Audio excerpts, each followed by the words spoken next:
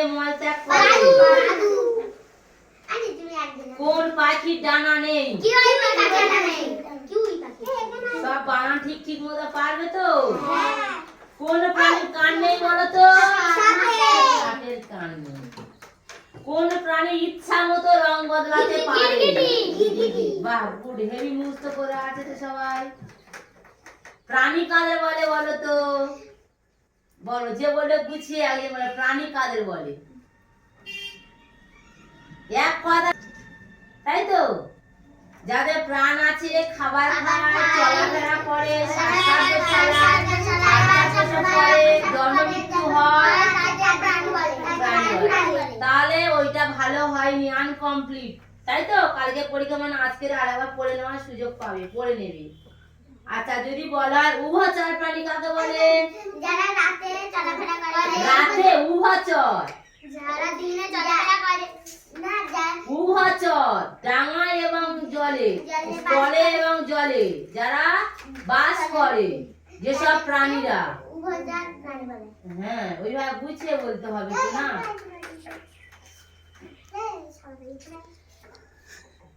গাছে রান্নাঘর কাকে বোঝানো হয়েছে? পাতাকে। গাছের কটি অংশ বলো তো? তিনটি।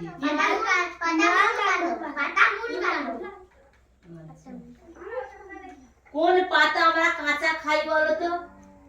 কোন পাতা, কোন গাছের পাতা আমরা কাঁচা খাই? ঠিক করে বলে, খেলে কিন্তু গাল লাল হয়ে যায়। ভেবে দেখো, বয়স্ক মানুষরা খায় পান। হ্যাঁ। এত কিছু বলার পর এই তোমরা পরীক্ষার জন্য প্রস্তুতি হয়েছো?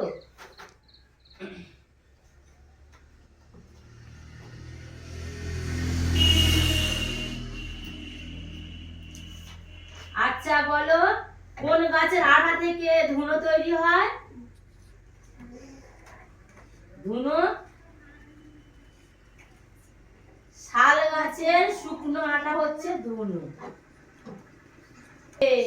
সপুষ্পক উদ্ভিদ কাকে বলে বলতে পারবে? যেসব উদ্ভিদের পাতা ফুল হয় তাদের সপুষ্পক বলে। যেমন আম, জাম, ধান, লাউ, লঙ্কা ইত্যাদি।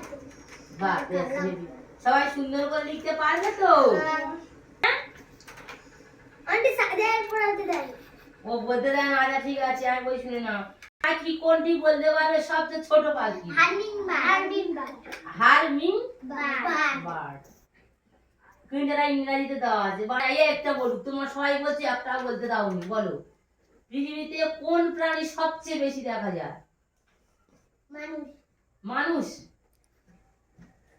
বলো, মনে নেই? পিঁপড়ে। পিঁপড়ে হাজার হাজার না, মানুষদের চেয়ে বেশি। কোন প্রাণী দাঁড়িয়ে ঘুমায়? ঘোড়া। কোন প্রাণীর ঘ্রাণ শক্তি বেশি? কুকুরের। সবচেয়ে বড় স্থলচর প্রাণীর নাম কি? হাতি। লিখতে বলতে হবে, তোমরা কিন্তু শর্টে বলে যাচ্ছ।